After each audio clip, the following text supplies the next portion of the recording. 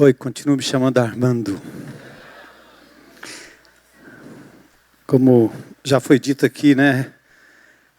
Repetir novamente tudo que a gente sempre diz acerca desse sábado e desse momento, que ele é muito precioso. A gente escolheu, anos atrás, a disseminar o Evangelho de Jesus, a centralidade de Jesus através de pessoas.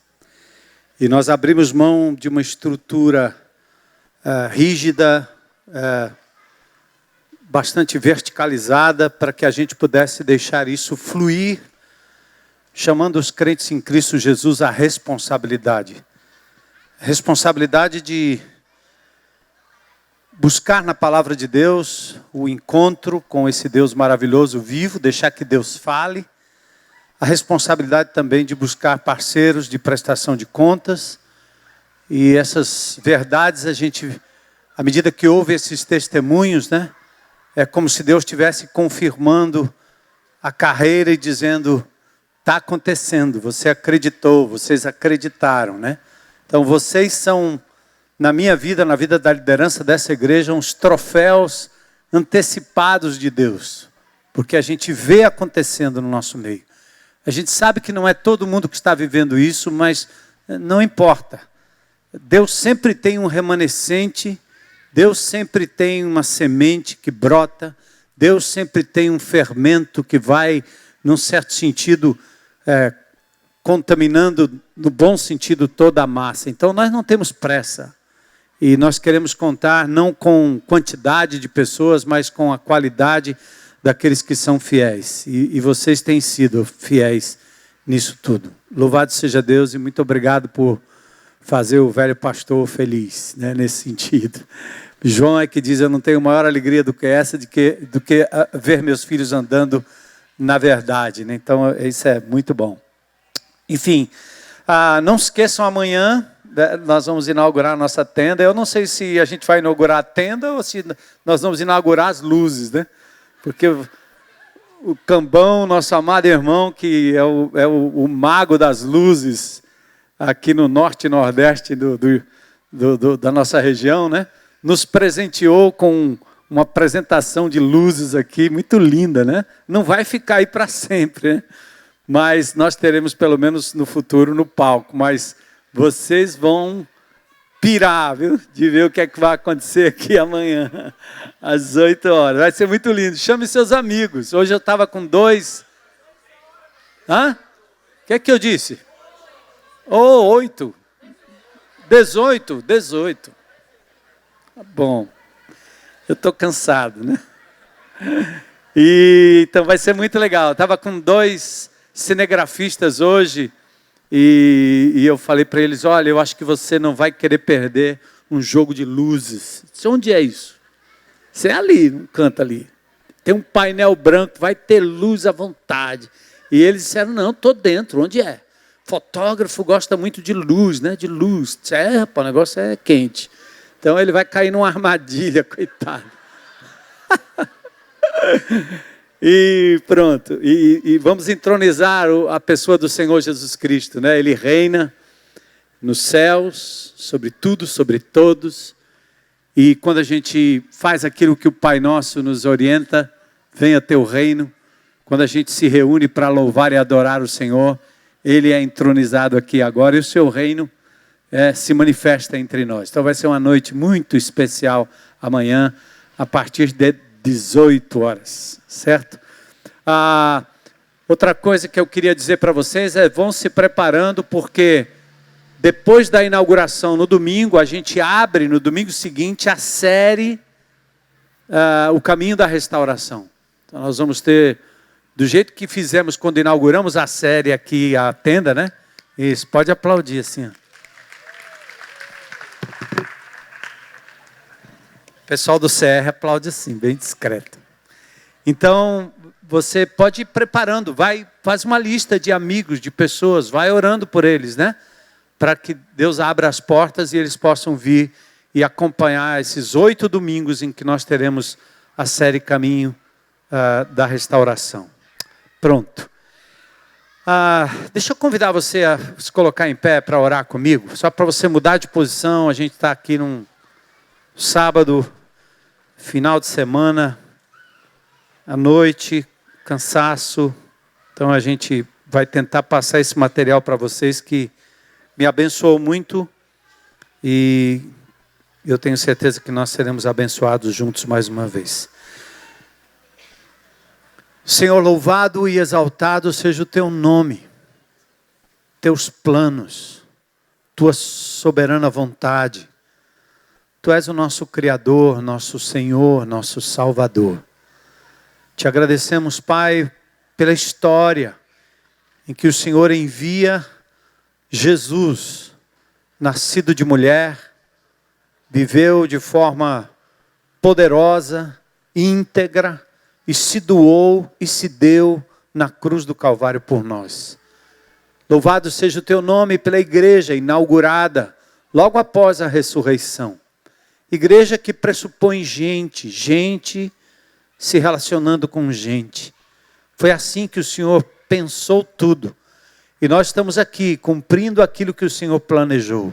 Somos a tua igreja, teu povo, imperfeitos, mas andando à luz da perfeição que é Jesus. Senhor, obrigado por essa liderança. Oramos agora de forma especial pelos nossos governantes, estes que ora ocupam cargos importantes como a presidência, a governança desse estado, a prefeitura, e que o Senhor também nos conduza, Senhor, no dia de amanhã, que é um dia muito importante para esse país, e que a tua vontade seja feita em todos os sentidos. Dá-nos equilíbrio, Senhor, que a nossa paixão pelo Senhor jamais seja superada pela paixão a homens ou a partidos. Dá maturidade à tua igreja, Senhor, que nós não sejamos divididos naquilo que não é o essencial. Então continua nos unindo para a honra e glória do teu nome e nos ensinando, Senhor, a de fato vivermos o reino de Deus debaixo de qualquer regime, como o Senhor quiser. Então, amadurece-nos, Senhor. Fala conosco nessa noite. Nós entregamos nas tuas mãos, Senhor, esta nação, as eleições no dia de amanhã. Te agradecemos mais uma vez pelo privilégio de poder estar vivo nesse momento da história, pois o fazemos em nome de Jesus. Amém. Podem sentar. Eu estava dizendo no domingo de manhã, quando eu me preparei para isso, eu costumo esboçar as mensagens, às vezes 2 semanas antes ou na segunda-feira, e aí eu vou a semana inteira mexendo, às vezes eu passo um esboço para os meninos, para eles fazerem os slides, mas à medida que a semana vai passando, eu volto para o texto e faço mudanças, e vou mudando, e eles certamente às vezes são pegos de surpresa com mudanças que eu faço às vezes na madrugada do mesmo dia. E eu estava numa viagem que eu fiz para Maceió com alguns amigos, e tinha um amigo meu que estava sentado no corredor do meu lado, e um senhor, uma pessoa que estava do meu lado também, com uma criança na janela, e eu coloquei meu iPad aqui na frente, né, para olhar o texto, e os dois estavam, como diz o cearense, bilando, né? Estavam olhando, porque meu celular, quando abre, tem um carro voando, né? Então, o macho logo se interessa, né? Uau, que foto, né, meu? Aí depois eu entro no texto e começo a mexer no texto. E o tema em cima estava cultura de paz e não violência.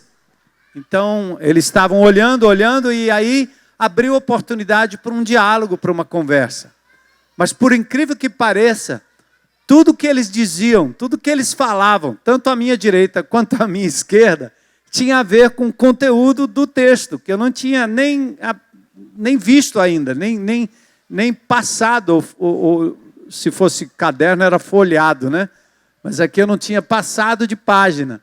E eles falavam e citavam autores, e citavam frases, citavam coisas, e falavam da importância disso. E eu disse, meu Deus, o que é isso? É um recado, né? Então Deus falando ao meu coração e confirmando aquela palavra junto com as pessoas que estavam ali ao meu redor. Foi muito interessante, eu achei muito legal. Então, Vamos lá, nós vamos falar sobre a questão da cultura. Uma cultura de paz. Você tem a cultura do medo, você tem a cultura da corrupção, você tem a cultura pós-moderna, você tem a cultura...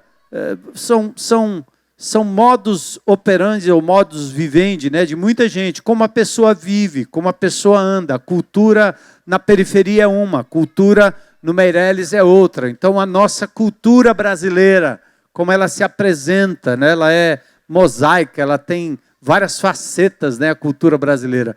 Então nós temos hoje, na verdade, uma cultura da violência. A cultura da violência prevalece em vários aspectos. Então, a temática é cultura de paz e não violência. Se a gente considerar, do ponto de vista teológico, para quem conhece a palavra de Deus, a gente sabe de onde vem a raiz, qual é a raiz de todos os males. De onde procedem os males, de onde vem o mal. O mal não é coisa, Deus não criou, mal é quebra de relacionamento. Você quebra o relacionamento, você desobedece uma ordem divina, e aí o mal é isso, é a desobediência em si. Mal não é uma coisa. No meu exame teológico para assumir o pastorado dessa igreja, uma das perguntas primeiras que me fizeram é: quem criou o mal? E eu respondi, né, jovenzinho petulante, né? Eu disse: sua pergunta está errada. Porque mal não é coisa para se criar. Mal é relacionamento. Então, o mal não é uma coisa criada. Deus não criou o mal. Mal é a quebra do relacionamento. Deus disse: não faça. O dia que você fizer, você morre. Então, na medida que Deus diz não faça e você faz, isto é o mal. É quebra da ordenança divina, quebra do relacionamento com Deus. E aí o mal entra no mundo. Do ponto de vista teológico, ele brota no coração do homem. Brota na mente do homem. Ele parte de uma ideia, em primeiro lugar. Mas, do ponto de vista, se você olha por exemplo, para as ciências humanas, eles não conseguem saber exatamente de onde vem. Não tem explicação final para isso. Eles voltam, eles explicam sociologicamente, eles vão falar da mãe, do pai, do Estado, da pobreza, da riqueza, do trabalho, das correntes partidárias, das ideologias. Eles vão andar para todo canto. Alguns vão dizer: o homem é essencialmente bom, então a violência e o mal devem estar saindo de algum canto, de algum lugar. Ou, como outros dizem em algumas religiões, é simplesmente karma. Nós estamos cumprindo o nosso karma. É um determinismo. Nós somos bons, mas o mal é simplesmente um karma que a gente não pode evitar.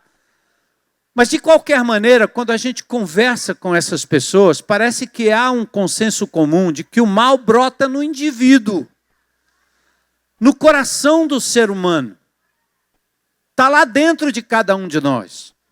Eu acho que mesmo os filósofos tinham essa ideia de que algo só era concebido de verdade a partir de uma ideia.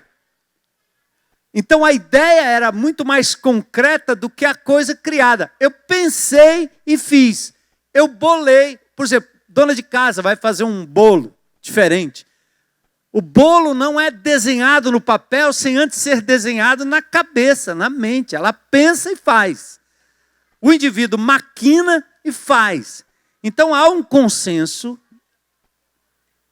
comum de que o mal se origina no coração do homem. E assim a violência. Ela brota lá dentro do nosso ser. Nasce com uma ideia que se materializa, primeiro, em prejuízo da pessoa que concebe o mal, depois em prejuízo daqueles que o cercam, porque se torna num ato de violência contra alguém, e a pessoa é violenta em relação ao seu meio. As causas são diversas e as consequências são terríveis, mas tudo brota no coração humano. É interessante que a palavra violência no hebraico era a palavra Hamas. E nessa luta entre israelenses e palestinos, se eu dissesse isso num local público, talvez, eles iam questionar. Porque o Hamas, de verdade, é uma organização terrorista palestina. É um grupo armado que luta pela libertação da Palestina. Então, eles têm como nome Hamas. Não é paz, não é shalom. É violência. É ganhar pela força. É ganhar pela violência. Então, o termo é uma palavra que indica trato injusto, desproporcional e danoso contra outra pessoa. Aí eu fui procurar no Velho Testamento, o primeiro lugar que aparece a palavra violência é exatamente em Gênesis 6:11.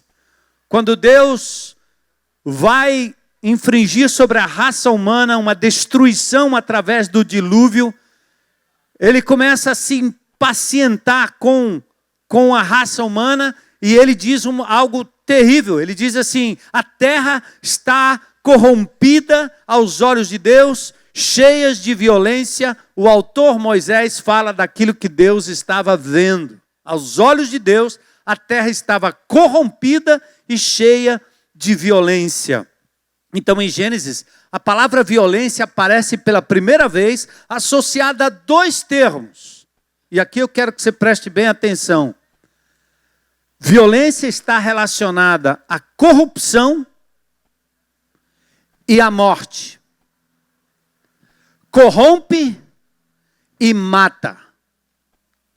Violência é fruto de corrupção, ou se desdobra em corrupção, ou se manifesta em corrupção, ou ela se manifesta em morte. Tira a vida, desgraça a vida. A gente que estudou o Velho Testamento, e foi minha especialidade durante muitos anos, tem muito carinho, muito paixão pela língua hebraica e pela cultura judaica. O judeu, ele não diz assim, vai morrer, como se fosse uma atitude, um ato. O negócio aqui está balançando, né? Pronto, está aqui.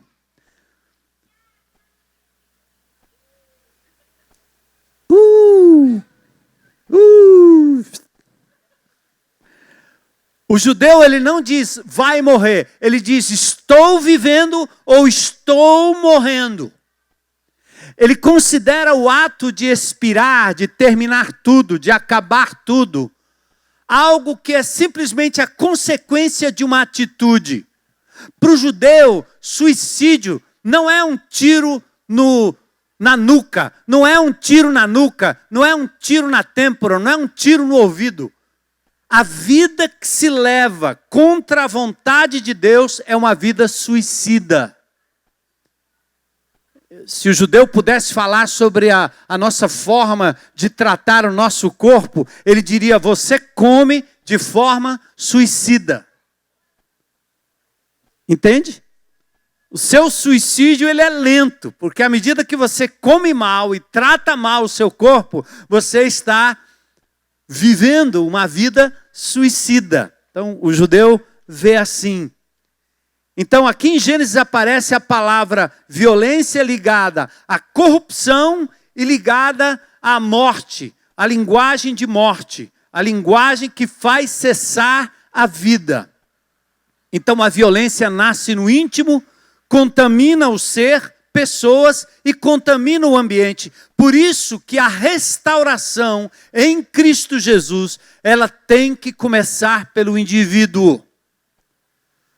Por isso que o processo de restauração tem que começar pelo indivíduo, um de cada vez. O evangelho é maravilhoso. É por isso que Jesus nos recruta, porque não é em série, não adianta consertar o sistema, não adianta consertar a natureza, não adianta consertar o ambiente, se você não conserta o coração do indivíduo.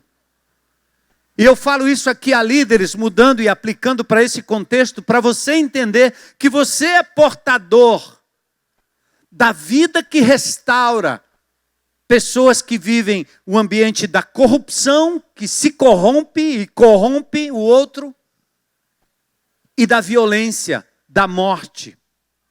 Então a restauração é pessoal. Por isso o CR É muito lindo os 3 primeiros passos. Admito ser impotente diante dos meus comportamentos compulsivos. Nós aprendemos aqui, esta igreja tem a cultura do CR. Isso também é muito lindo. Eu saio aí Brasil afora falando com os pastores e digo, o CR não é um programinha sexta-feira à noite para um bocado de doidinho adicto. O CR é para mim, o CR é para nós. O CR é uma cultura da igreja, são valores e princípios que nós adotamos. Restauração é para a vida toda. Amém? Eu admito ser impotente. Eu acredito num poder superior a mim mesmo, que pode restituir a minha sanidade. Não é a do meu pai, da minha mãe, do meu tio, é a minha sanidade. E eu decido entregar a minha vida e vontade aos cuidados de Deus. No CR, como na igreja de Jesus, nos grupos de relacionamento, nós não culpamos o outro. Nós não culpamos o sistema, a família. Mas nós assumimos as nossas falhas de caráter, incluindo a propensão à violência, que gera um estado de constante guerra contra, inclusive, aqueles que nós costumamos acusar e responsabilizar como violentos. Eu me sinto como aquele indivíduo que, alguns filmes, alguns desenhos, tem aquele indivíduo passando num corredor, que as espadas começam a entrar de um lado e do outro. E nesses dias da eleição, eu estou chegando no final, à meia-noite, eu acho que eu vou conseguir. Não conseguiram me espetar. Porque eu tive que virar para um lado e virar para o outro, e virar para um lado e virar para o outro, porque o cara queria, a turma queria mesmo. Ele é o quê? Ele é o quê? Vai se posicionar onde? Vai se colocar onde? Eu tentando para lá e tentando para cá. Eu amo a esquerda, eu amo a direita.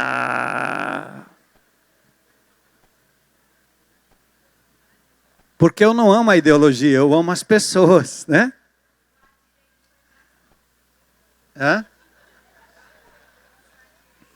Olha, ela disse que a direita foi mais longa, aí. Mais uma espada. Oh, Jesus. Que lindo, né? Então vamos lá, antes que eu seja pego. Tiago esclarece isso. Que ele diz, a tese sobre a fonte da violência. Ele diz, de onde vêm as guerras e contendas que há entre vocês? Tiago 4:1. O irmão de Jesus, que ouviu Jesus falar sobre as bem-aventuranças lá no monte. Ele agora está dizendo, eu sei de onde vem, eu aprendi com meu irmão, que se tornou meu Senhor, meu Salvador. Eu o persegui lá no início, eu não cria nele. Mas depois eu fui envolvido pela sua pregação pacificadora. Então ele diz, Tiago, de onde vêm as guerras, de onde vêm as contendas que há entre vocês? Não vem das paixões que guerreiam dentro de vocês? É por isso que Jesus pega o mandamento lá no passado e diz assim, tá, matar com a arma. Isso aí é assassinato. Mas ele diz, não, assassinato não é isso. Assassinato é aqui dentro, sem armas. Você pensou, você odiou, você quis o mal do outro, você já matou. Imagine, para onde Jesus leva a origem do mal no coração do homem. O fato é que estamos em constante guerra contra Deus, contra a gente mesmo, contra os outros, lutando com minhas limitações, com o meu passado, o meu presente, fazendo da guerra e da violência o meu possível futuro, inclusive. Violência esta gerada por duas coisas, pela corrupção e pela morte. Pela corrupção e pela morte. O estado de guerra faz brotar a violência contra Deus, a própria pessoa, o próximo e o meio ambiente. O nosso modo normal não é de paz, mas de guerra, de divisão, de contenda, como cenários próprios para a manifestação da violência. Nesse caso, a violência se tornou agora uma cultura. Cultura da violência, dos gestos de violência, das palavras de violência, das armas da violência. Por isso a palavra de Deus diz em Isaías 57, 21, para os ímpios não há paz, diz o meu Deus. Por isso a paz é a única esperança plausível, não só para conter, como para eliminar qualquer resquício de violência, qualquer resquício de morte, qualquer resquício de corrupção, a começar no indivíduo, nos seus relacionamentos e no seu meio. Cristo é o príncipe da paz. E nós vamos chegar aqui na pepita. Esse texto aqui, embora longo, ele tem para você e para mim um ponto, alguma coisa que Deus vai dizer. É isso que eu quero que você saiba, é isso que eu quero que você pratique. Não tudo, mas alguma coisa, como foi para mim no desenrolar desse texto todo. Percebam, Cristo, nosso Senhor, o centro da nossa vida, o centro da igreja, Ele é o príncipe da paz. Ele não só prega a paz, Ele pratica a paz. Ele pratica a restauração dos relacionamentos. Ele nos restaura, nos religa. Ele faz a paz entre nós e Deus. Ele faz com que tenhamos paz com a gente mesmo, com a nossa vida, com o meu passado. Eu não preciso disfarçar, eu não preciso mais mentir, eu não preciso mais viver o impostor, eu não preciso mais ser um hipócrita, eu posso ser eu mesmo. Isso é fazer as pazes. E eu acabo fazendo as pazes através de Jesus com as outras pessoas e com a natureza. Ele mesmo, presta atenção, ele foi o príncipe da paz e ele se tornou vítima da corrupção. Ele foi vendido. Venderam a lealdade que o Senhor tinha a discípulos amados. Ele foi vendido por moedas, corrupção, dinheiro, comprando a vida do nosso Senhor e do nosso Salvador. Mas ele também foi vítima da espada, da lança, do cravo. Ele mesmo se tornou vítima da corrupção, vítima da violência, vítima da injustiça. Para quê? Para que através da sua inocência, tendo ele poder para eliminar todos, põe na tua mente isso em nome de Jesus, ele tinha poder para eliminar todos, bastava uma palavra, nenhum dos seus inimigos subsistiriam se Jesus não tivesse sustentando como Deus que se fez gente, todas as coisas pela palavra do seu poder. Mas ele abriu mão da sua prerrogativa divina, se apresenta, não merece nada daquilo, o único que não merece, o único que não merecia. O que ele fez? Ele se tornou vítima da violência, vítima da injustiça, para que através da sua resistência pacífica. O que é que vocês vieram buscar? Faz logo o que vocês têm que fazer. Eu sei por que vocês estão aqui. A sua resistência foi pacífica. E através desta resistência pacífica, ele obteve a paz. Ele nos ensina a viver em paz e ele proclama a paz. Por isso, Romanos 5:1, justificados, pois, mediante a fé, temos paz com Deus por meio de Jesus Cristo. Depois a paz de Deus, que excede todo o entendimento, pode guardar nossos corações e nossas almas, nossas mentes em Cristo Jesus. Como foi essa cultura da paz na época de Jesus? Cristo foi não só o príncipe da paz, mas ele foi o maior dos pacificadores. Então nós não estamos aqui para seguir ideologia A, B ou C. Nós não somos de extrema esquerda, nem de extrema direita, nem de centro. Nós somos de Cristo. E o padrão de Jesus é que deve prevalecer na nossa vida, qualquer que seja o regime. Qualquer que seja o regime. Cristo foi não só o príncipe da paz, como o maior dos pacificadores. Ele foi o autor do maior e mais completo tratado de paz, o Sermão da Montanha, o Sermão do Monte. Eu estou agora... Vou começar a segunda leitura de um livro de Stanley Jones sobre o homem do monte. Porque ao invés de um sermão, nós temos que enxergar a pessoa de Jesus, como ele agiu, como ele reagiu. Suas palavras são coerentes com o seu comportamento e não pode ser diferente para nós. Pastor Paulo, Carlos McCord, né? Carlos McCord, que esteve aqui com a gente, ele nos desafiou, ele veio aqui para falar sobre permanecer. E no momento em que ele nos aponta a questão do Sermão do Monte, aquilo foi como uma faísca. Foi como uma faísca num barril de pólvora, no meu coração. E eu corri atrás disso para dizer, gente, está aí o segredo. Nós não podemos continuar fazendo atos de justiça, atos de misericórdia. Nós não podemos entrar na sociedade, nós não podemos discutir sobre política, não podemos discutir sobre a sociedade, se nós não compreendermos a profundidade do Sermão do Monte. E no próximo ano, se Deus permitir, depois que terminarmos a série do Caminho da Restauração e entrarmos nas festividades de virada do ano, a gente retoma o ano aprofundando a questão do Sermão do Monte, tão importante para a nossa vida. Ou as bem-aventuranças, que a gente deixa de lado, acha bonito, mas aquilo é o nosso modo de viver. Bem-aventurados os pobres de espírito, os que choram, os mansos, os que têm fome e sede de justiça, os misericordiosos, os puros de coração, os pacificadores, os perseguidos. Felizes são os perseguidos, felizes são os injuriados e caluniados.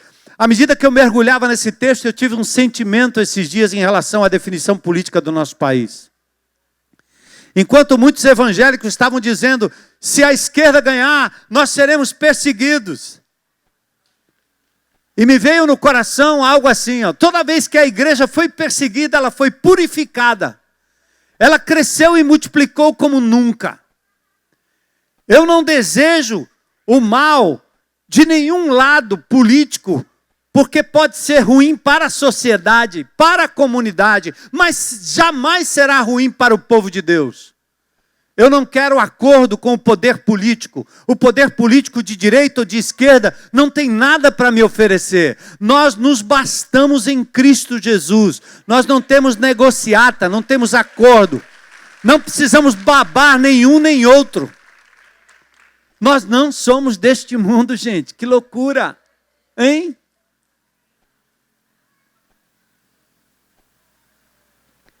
Eu vou dar para vocês um contexto histórico, e muitos de vocês conhecem, são pessoas inteligentes. No dia em que Jesus Cristo, na época em que Jesus Cristo veio a esse mundo, quem é que dominava? Roma.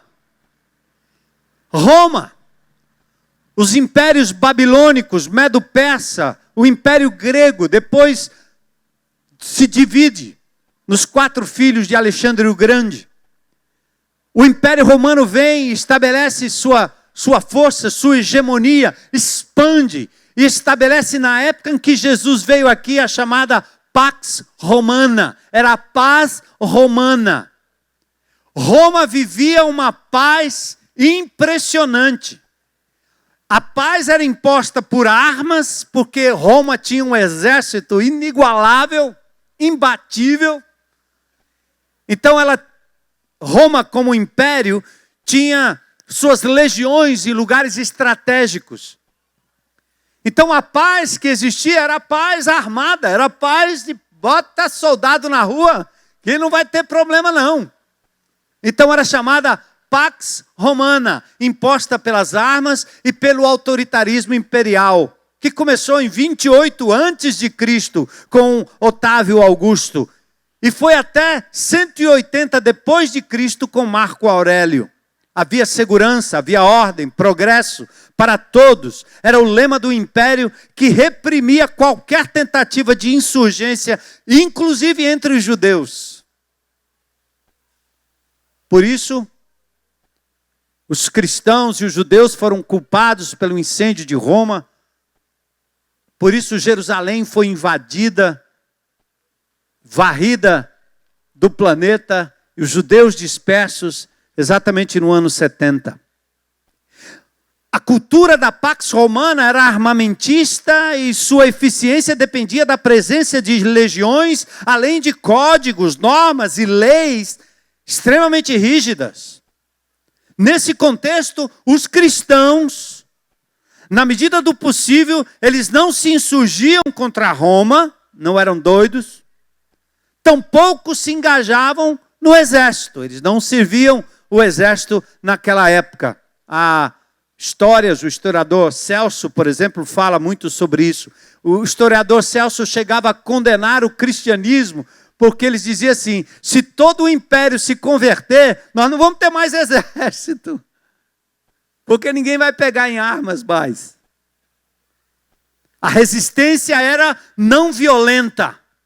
A resistência implicava coragem e na força para nunca adorar a figura de César ou lutar pelo seu exército. Eles nunca se dobraram à figura do César, do imperador. Nunca. Mas a resistência nunca foi armada. Ela foi pacífica. A cultura cristã de paz os preparava para sofrer até a morte. Ouçam isso, irmãos. Talvez está aqui a coisa que mais me pegou. Os crentes em Cristo Jesus do primeiro século, tal qual os crentes que sofrem até hoje, sob regimes autoritários, comunistas, imperialistas, estes regimes até hoje massacram o povo de Deus, regimes islâmicos massacram o povo de Deus, mas o povo de Deus daquela época, dos nossos dias, sob pressão, eles nunca foram treinados para viver, mas foram treinados para morrer. Que tal? Nunca negar a fé. E ainda tem que perdoar e ter misericórdia dos que os torturavam com violência.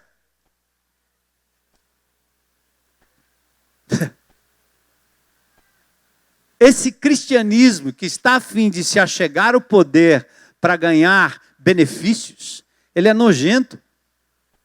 Porque ele não tem nada a ver com o Cristo Jesus de Nazaré, com o Cristo da Bíblia. O Cristo da Bíblia nos ensinou outra coisa, não só por palavras. Ele não só disse blá blá blá para a gente, não. Ele foi vítima exatamente disso. Conhece a história? Hein? Por amor a mim e a você, ele foi à cruz sendo inocente. Ele foi perseguido, vendido, corrupção e violência. Talvez é a coisa que mais represente agora a nossa política brasileira. Corrupção e violência, matando. Os crentes em Cristo Jesus, eles foram preparados não para viver, mas para... Sai bem baixinho, né?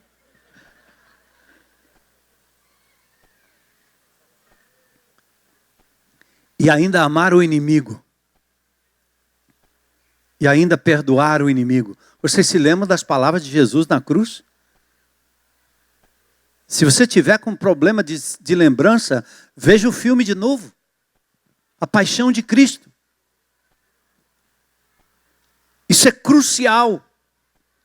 Por isso nós fomos enviados. Lembra de Lucas capítulo 10? Vamos supor que Jesus estivesse aqui hoje à noite e nos enviasse de volta para a seara. E nos mandassem de 2 em 2, de 3 em 3. E nós saíssemos daqui sob o comando de Jesus. Sabe o que ele ia dizer? Eis que vos envio como ovelhas no meio de lobos. E o lobo, ele come a ovelha. Ele destroça a ovelha. Ele acaba com a ovelha.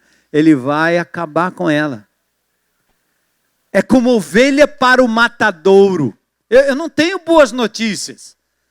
Se eu pregar isso aqui, a igreja esvazia. Porque eu tenho que pregar poder, milagre, prosperidade. Hein?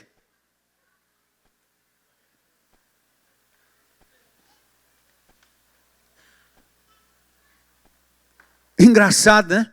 O fim último da cultura de paz é o prejuízo pessoal, a dor, a injustiça, a injúria e, por fim, a morte. Vocês podem desistir, não tem problema. Não vem mais não. Olha, os judeus andavam armados, alguns deles, inclusive dos que andavam com Jesus. Pedro era um. Porque fazia parte de um grupo que estava querendo se insurgir, tipo estilo MST. Nós vamos tomar conta. Vai ser na base da paulada aqui, certo? Linguagem de violência. Eles andavam armados.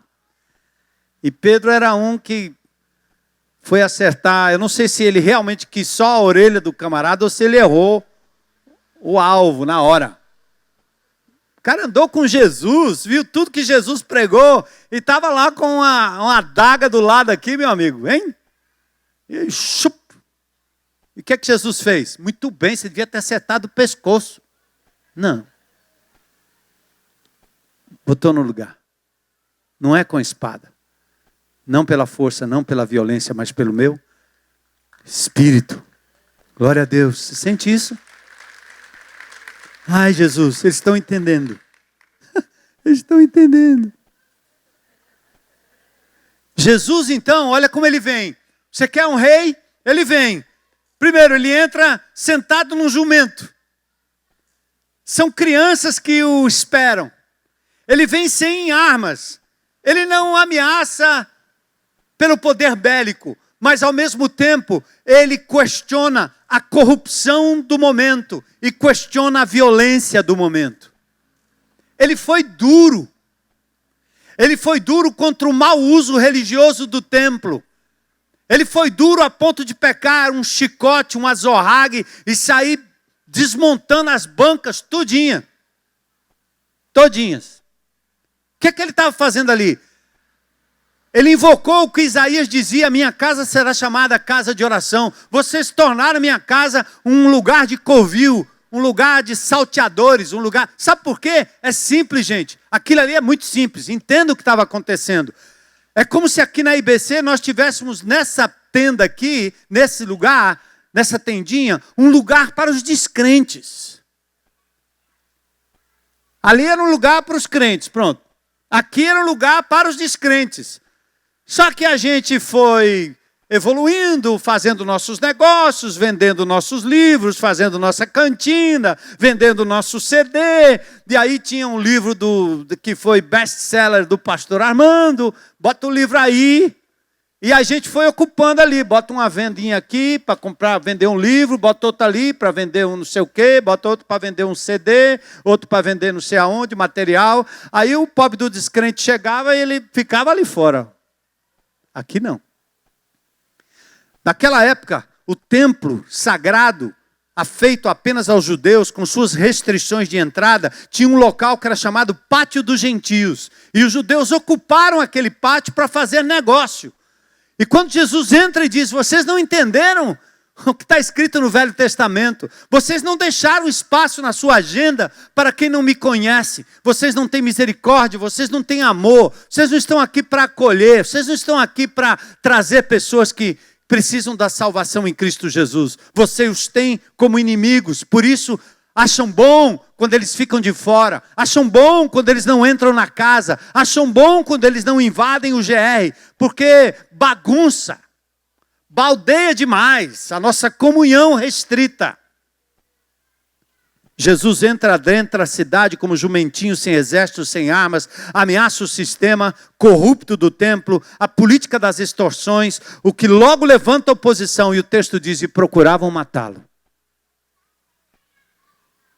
Claro, falou demais. O ímpeto da justiça pelo uso da violência. Senhor, devemos golpeá-lo com espada, disse Pedro. Foi corrigido por Jesus por não representar a essência da promoção da paz pela reconciliação. Perdão e resistência pacífica até o martírio. Essa era a ordem de Jesus, em nome do príncipe da paz. Atitude revolucionária que norteou a cultura da paz, inaugurada lá no Sermão do Monte. Não a violência. Não a corrupção. Mata tanto quanto. A cultura se consolidou de tal forma que no 5º século, aliás, pulei aqui um trecho, mas olha o que aconteceu com o tempo. A chamada Pax Romana se tornou uma Pax Cristã. Por quê? No ano 300, Constantino diz: todo o império agora é cristão. Pronto. O que aconteceu? É o que muitos sonhariam aqui, né? Que tal a gente ter um presidente evangélico? Aí vai um Constantino lá, que não tem nada a ver com o evangélico, assume o poder e ele cristianiza o império, obriga todo mundo, até os terreiros de macumba, tinha que ser cristão. E os macumbeiros, para ganhar isenção no IPTU, eles juntaram Iemanjá com Jesus, deu certo. Porque os soldados passavam lá, tinha uma cruz no meio, e tome, invocar espírito, mas está o nome de Jesus. Assim fizeram as práticas pagãs na época de Constantino. Para ganhar as isenções, eles aderiram linguagem cristã, símbolos cristãos, para manter isento. Aí o imperador Constantino cristianiza o império e anunciou que os cristãos agora tinham o privilégio de servir no exército romano e combater os inimigos da cultura cristã. Ai, que legal! Deixamos de ser a minoria, agora vamos ser a maioria. Quem expulsar a gente da sala de aula pelo cristianismo, a gente mata agora. Constantino disse, tá liberado. Tranquilo. Aí a igreja de Jesus abandonou o sermão do monte e adotou o sermão da morte. Mudou a linguagem. Saiu fora da misericórdia. E por séculos, nós começamos a ver uma igreja que agora, mancomunada com o governo, guerreava para ocupar espaço. A guerra justa.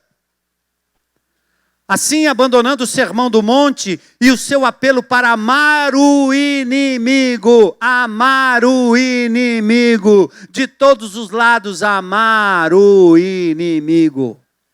Lembra disso, irmão? A cultura se consolidou de tal forma que no 5º século, eu tenho essa citação que o próprio Agostinho chegou a dizer que a melhor maneira de amar um herege era eliminá-lo. Ora, acaba com ele rápido. Cultura assimilada pelos cristãos da época. Mas, ao longo da história, Deus preservou um remanescente. Ao longo dos séculos, minorias cristãs preservavam a cultura de paz sob a bandeira da não violência, embora semeando justiça e resistência resignada aos ditames da cultura imperial e religiosa, dizendo não, mas resistindo com a paz. E sabe quem foi o grande representante disso tudo? No século 13º? Francisco de Assis. Aí que loucura! Um guardião do evangelho da não violência, pois apontou para o exemplo de Jesus e conduziu os cristãos a uma nova maneira de viver comunidade, igreja. Quando ainda jovem, ele serviu numa tropa local, mas logo se convenceu de que a não violência seria a melhor maneira de promover a cultura da paz, segundo o ensino e a prática de Jesus. Fundou uma comunidade que se recusava a pegar em armas, dedicando-se a viver e a ministrar a pobreza, cumprimentava as pessoas com pace e bene, paz e bem. Inspirados por Francisco de Assis, muitos outros movimentos, muitas ordens religiosas priorizaram os atos de compaixão, tendo na caridade sua bandeira, segundo o Evangelho de Jesus. No período da reforma, da contra-reforma, a cultura da não violência encontra eco nos movimentos menonitas, anabatistas e outros, servindo de base para causas libertadoras como a causa abolicionista, causa trabalhista, causa sufragista, pacifista e tantas outras que hoje os direitos humanos dizem que eles têm a propriedade. Coisa nenhuma.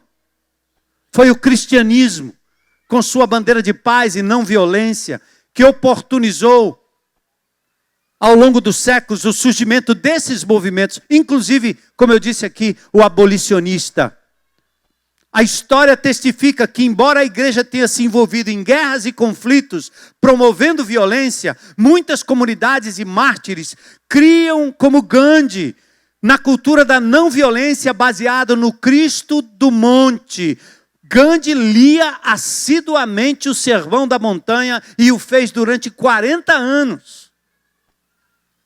Nosso maior exemplo de ativismo pró-cultura da paz e não violência foi o pastor batista Martin Luther King Jr.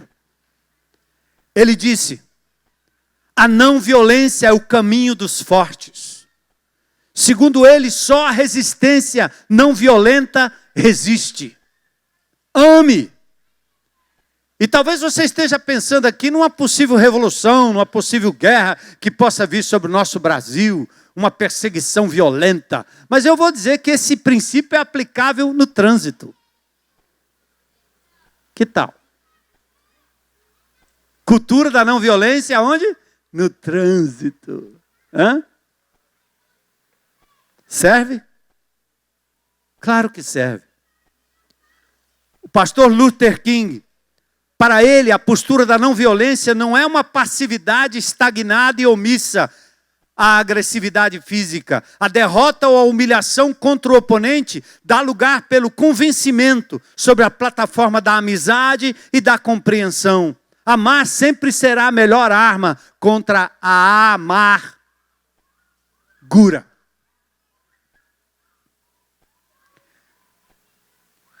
Não é o método de passividade estagnada que nós estamos falando, não. Enquanto o resistente não violento é passivo, no sentido de que ele não é fisicamente agressivo contra o seu oponente, sua mente, suas emoções estão sempre ativas, constantemente tentando persuadir o seu oponente de que ele está errado. É passivo fisicamente, mas fortemente ativo espiritualmente. Ele ora. Não é não resistência passiva ao mal, é uma resistência não violenta, ativa ao mal. O objetivo da não violência será sempre redenção e reconciliação. Nós podemos declarar que o objetivo da cultura da não violência é a redenção. E agora eu vou terminar aqui com 5 postulados da não violência de Martin Luther King. O Dr. King, em seu relato do movimento Montgomery, ele descreve 5 pontos básicos dessa cultura da não violência. Primeiro ele diz, a não violência é o caminho dos fortes. Vou repetir o que eu disse agora há pouco. A não violência é o caminho dos fortes. Recuar, andar a segunda milha, dar a outra face, abençoar ao invés de amaldiçoar.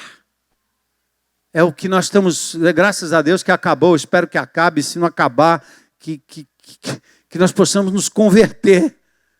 Que é o que nós mais vemos, é isso. Contra a violência, usamos a linguagem da violência.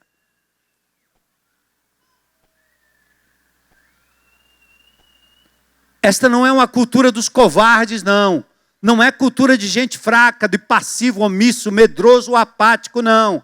Não é uma passividade estagnada. É uma resistência não violenta ao mal. Você me mata. Esse seu fogo aqui não é nada comparado com o fogo do inferno que você vai experimentar. Acende a fogueira aí. Assim disse Policarpo, diante dos seus algozes, pronto para atear o fogo, porque ele não negava Jesus. Hein? O objetivo, o segundo ponto, o objetivo da não violência é redenção e reconciliação. Reconcilia-te com teu inimigo, seja ele quem for, teu marido, teu filho, tua mulher, teu pai, teu patrão, teu empregado, teu professor, teu aluno. Reconcilia-te com ele. Ao expressar a não violência pelo boicote ou abstinência daquilo que é injusto, não fazemos disso um fim em si mesmo, mas apenas como meio de despertar o sentimento de vergonha moral no adversário. É por isso que nós vamos diante do Cambeba todo dia 10. Todo dia 10 nós estamos lá, dando voz a quem não tem voz. Enquanto nós levamos lá mulheres, crianças e parentes que perderam seus entes queridos pela violência que toma conta da nossa cidade, o senhor governador monta barricada, põe soldados, carros de combate. De combate que eu digo é combate urbano. Para um bando de gente que vai lá chorar.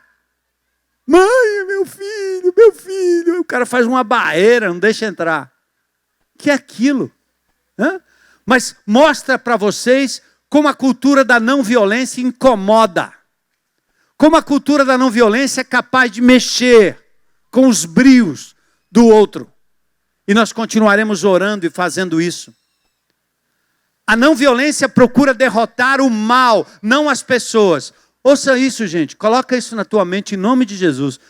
A cultura da não violência, cultura de paz, segundo o modelo de Jesus, ela procura derrotar o mal, não pessoas más.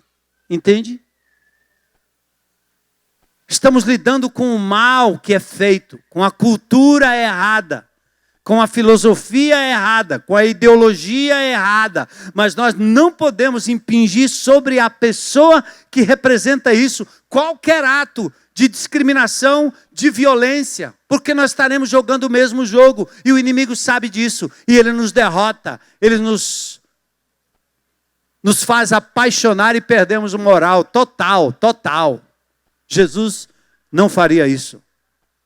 Luther King, ele diz focar nas forças do mal e não nas pessoas que as praticam, compreendendo que mesmo o agressor é uma vítima do mal. Reconciliação e não derrota do oponente é o que evita que sejamos adversários ou como adversários um mal maior do que os próprios oponentes.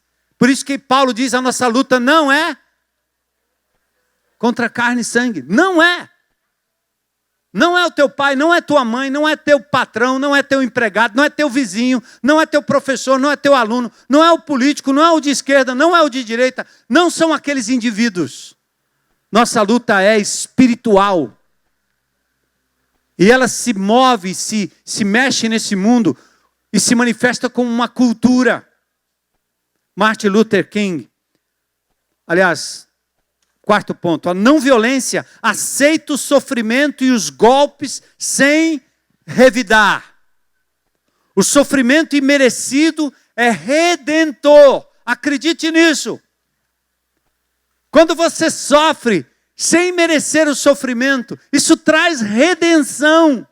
Olha o testemunho de Jesus. Eu estava no meu GR, na última quinta-feira, lá no Barroso.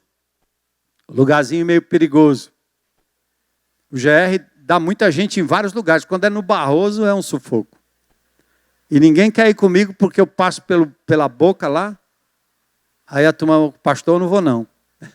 Aí eu tenho que dar uma volta, botar o Uber, né? Uber não, o Waze. Porque é o Barroso. Perigoso. Nós fomos lá da última vez, estávamos lá. Maravilha, maravilha. Porque ali Deus enviou as pessoas vizinhas, os amigos, as pessoas que estavam ali. Eu estava me preparando para esse texto e uma mulher chamada Jo se levanta lá na hora. Eu não conhecia direito aquela mulher. Pastor, eu sou da IBC, eu tenho uma confeitaria aqui do meu lado. E sabe o que eu tenho feito aqui? A primeira ela começou a dizer assim, para nós, né? E olhando para mim. Eu dou graças a Deus pelo sofrimento. Eu dou graças a Deus pelas perdas. Aí ela começou a enumerar os sofrimentos e as perdas. Eu dizendo, quer ir? Outro recado? Que é isso, Deus? E aquela mulher dizia, eu estou aqui nessa comunidade violenta, mas estou ensinando pessoas aqui a fazerem os bolos. E ele diz, o confeiteiro, o meu principal confeiteiro era um morador de rua, uma pessoa de rua, que eu trouxe para dentro, que eu ensinei, que eu coloquei aqui dentro. Alguém que poderia ser meu inimigo, meu adversário, agora está aqui dentro da minha casa, da minha confeitaria. Glória a Deus, né? Ela disse, olha, aqui a gente tem lâmpada do lado de fora do estabelecimento, mas a lâmpada tem que ser tirada depois de tal hora. Quando você fecha o estabelecimento, os comerciantes tiram as lâmpadas. E ela disse, minha lâmpada está lá faz 4 meses, pastor. Ninguém mexe com a minha lâmpada. E os comerciantes ficam invocados. Por que isso acontece? A resposta é uma só. Ela ama pessoas, enquanto censura procedimentos ao redor. Do tráfico, da violência. Então você pode falar contra o tráfico, você pode falar contra a violência, mas você precisa amar o traficante, você tem que amar o violento. Porque é a cultura de paz, da não violência, que vai chegar ao coração daquele indivíduo. Esse é o caminho. E aí ele diz, o sofrimento imerecido é redentor. Ser perseguido sem causa promove possibilidades educacionais e transformadoras. Exemplo do Calvário, onde sabe qual foi a condecoração heróica de Jesus? A cruz, morte, coroa. Você quer coroa? Você quer um louro? Você quer um troféu pelo que você tem feito, por aquilo que você é e faz? tem a coroa de espinhos que o nosso Senhor e Salvador Jesus Cristo levou. Exemplo do Calvário, onde a condecoração heróica foi a morte de cruz, cujos resultados propiciou a paz com Deus e a paz de Deus.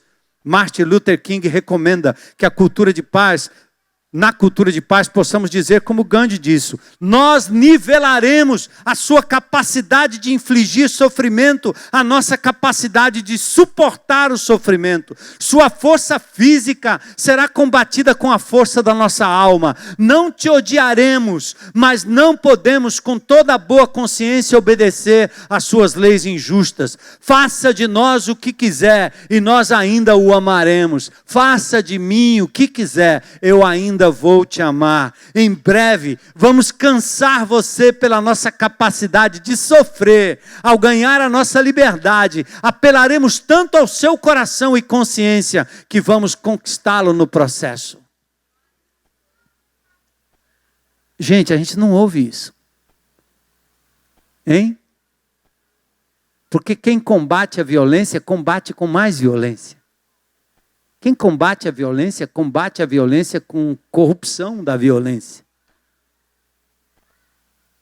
Esse é o discurso de um homem que trouxe libertação para o seu país. Esse é um discurso de um homem pastor que foi capaz de marchar em direção a Washington. Iniciou um movimento tremendo de libertação dos negros nos Estados Unidos. Qual foi o fim dele? Um tiro.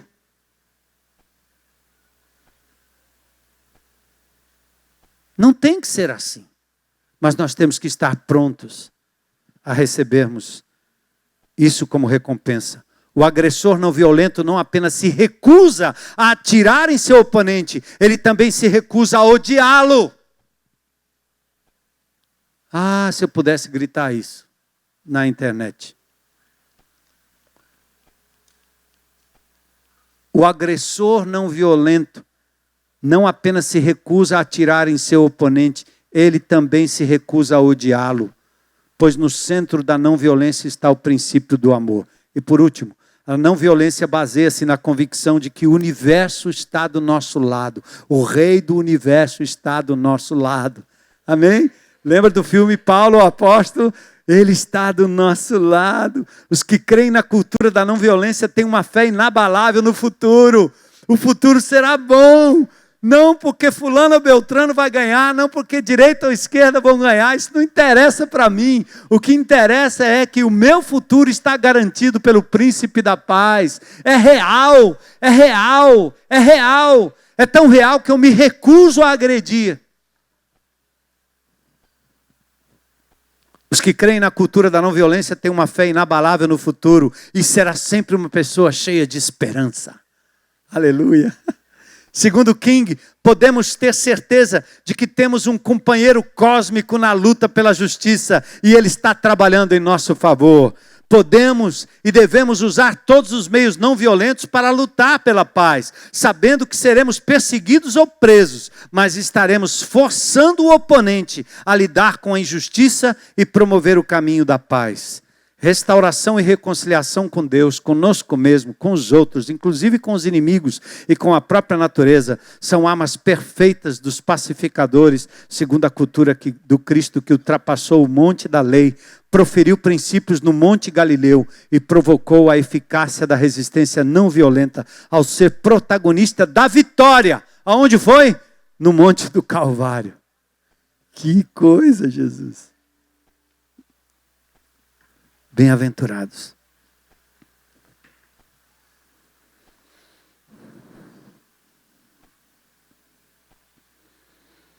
Percebe que tem umas pepitas muito fortes aí. Para o meu coração foi essa. Que o Senhor me preparou não para viver, mas para morrer. Por isso que Paulo dizia, o morrer é lucro. É lucro. Aí a gente só entende as palavras de Paulo quando a gente entende a profundidade desse texto. E quando a gente olha para Jesus nessa perspectiva, nós somos um bando de maluco. Entendeu? Se eu vou me safar disso, porque agora eu tenho um governo que é a meu favor, eu estou fora. Eu não quero que ninguém a meu favor, eu quero Jesus ao meu favor. Que seja a favor da comunidade, que seja a favor dos pobres, que acabe com essa desgraça que nós estamos vendo aí na periferia, que acabe com essa desgraça que nós vemos aí nos corredores dos hospitais. Mas para a igreja de Jesus, nós não precisamos disso. Nós não precisamos disso. Eu não preciso de emprego público, eu não preciso de dinheiro, eu não preciso de favor. Essa igreja aqui tem tido, gente, no meio da sociedade, no meio do nosso governo, né? O governo do Camilo, que é um governo petista, mas é um governo que abriu as portas para nós em muitos sentidos. Agora, é o mesmo governo que, se me pegar de jeito, é capaz dele atirar.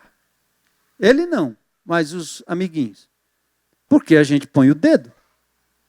Porque a gente denuncia. Porque a menina Hannah, que morreu aqui numa fossa, certo? Nós temos um inquérito correndo que está sendo tocado por nós. Por nós, não, igreja. Vocês não precisam se preocupar que eu não estou envolvendo vocês, não. Eu. A Hannah não morreu em vão. Essa droga dessa creche, essa maldição dessa propriedade alugada de alguém que fazia parte de um cabo eleitoral que recebia dinheiro, um lugar que tinha já sido visitado pelo Ministério Público, que havia um acordo, um ataque, um acordo de procedimento para melhorar aquilo ali, pintaram a coisa podre, passaram tinta numa armadilha, e essa armadilha matou uma criança, implicando a prefeitura, implicando o Ministério Público. Nós estamos denunciando. O que vão fazer? Não sei. Façam. Mas é o mesmo governo que tem com a gente um acordo que nos permite colocar o CR dentro de todos os presídios, porque virou política pública. A Igreja de Jesus consegue botar os 12 passos dentro dos presídios, política pública. Quantas vezes vocês viram secretários vindo aqui e assinando, não é não? O mesmo governo, pronto, acabou. O que é que eu tenho com isso? Não sou amigo, nem inimigo. Eu sou de Jesus, sou pela justiça, para dar honra a quem honra tem e que faz o bem, amar, orar, estar junto, interceder, entender que são homens, mas nós temos que ter essa isenção. E não precisamos de reação violenta. E a minha pepita que eu quero deixar para vocês aqui Deus me falou, o que é que eu vou fazer a respeito? É que Jesus nos preparou para morrer, não para viver. Aqui não. A vida é eterna, é lá. Então, cada dia que Ele nos deixa aqui, Ele nos deixa com propósito. E Ele diz, vocês vão ser enviados como ovelhas para o matadouro. Vão pregar minha paz. Hein? Vamos levar sandálias do Evangelho da paz. Vamos pregar essa paz de Jesus. Certo? A não violência. E eu sei que eu já disse para vocês que eu sou da família Bispo, o cara que quis matar o Bolsonaro e o outro que quis matar o primeiro presidente civil do Brasil era o camarada chamado Miguel Bispo. Ele tentou matar o Prudente de Moraes, certo? Proclamação da República, 2 presidentes militares, o terceiro presidente, Prudente de Moraes, tá certo? O meu parente, bispo, quis matar o pobre do Prudente de Moraes. Matou o outro, não acertou direito. Então, vingança é comigo mesmo. Pegar em armas. Eu sou atirador de elite do exército, sabia? Eu sei atirar. Cara, eu não preciso muita coisa. Eu fui no negócio, lembra? Cadê o Nelson? Foi aí com a gente, né? Os ex-soldados. Aí eu fui aqui pro 23BC. Aí chegou na hora lá, levaram a gente pro stand de tiro. Aí botaram lá uma pistola. Eu olhei para aquela pistola e reacendeu todo um velho homem. Aí eu olhei para essa pistola aí, faz anos que eu não pego numa pistola dessa, né? E pá, pá, pá, pá, pá, pá. Rapaz, tinha soldado, tenente, coronel, tinha tudo lá. As minhas perfurações foram... Eu só perdi para o coronel lá. De onde é esse cara? Esse cara veio de onde? Esse cara é Está atirando aonde? Eu disse, lá na igreja estou atirando lá. Eu sei como é a violência. Ela brota no meu coração como brota no seu. Mas o Jesus de Nazaré entrou na minha vida. E Ele me ensinou. E aquilo que não era possível, agora está sendo possível. Amar o inimigo, levar o evangelho da paz. Amém, gente? E não nos vendermos a nada. Nós somos de Jesus, aleluia. Glória a Deus, glória a Deus, glória a Deus.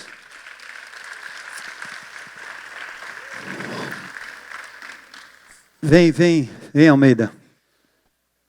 Curva tua mente aí um minutinho e ora ao Senhor. Eu não sei, talvez não deu para entender muita coisa, mas se alguma coisa o Espírito de Deus colocou no seu coração, recebe. Veja o que é que Deus falou a você. Não, pastor. O que Deus falou. E o que você vai fazer a respeito.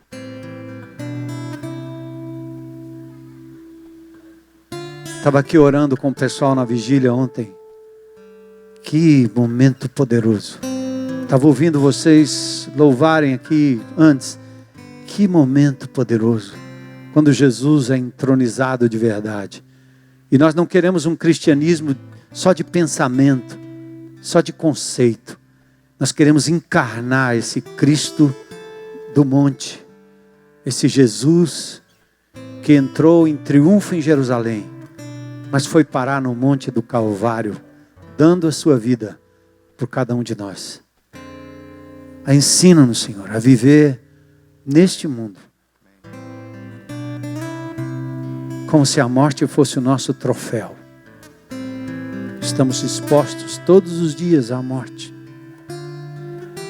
por amor ao Senhor. E que haja perseguição não pelas coisas erradas que eu faço, mas por andar na Tua palavra e na Tua luz. Que eu seja rejeitado na escola, no trabalho, entre os amigos, não porque eu faço algo errado, mas porque eu falo do Teu amor, porque eu amo com Teu amor, perdoo com Teu amor, vivo pelo Teu amor.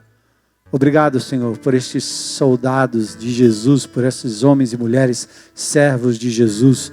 Obrigado, Senhor, por essas ovelhinhas indefesas que são jogadas no meio de lobos, Senhor. Que elas tenham a Tua presença e a Tua proteção como o bom pastor que Tu és.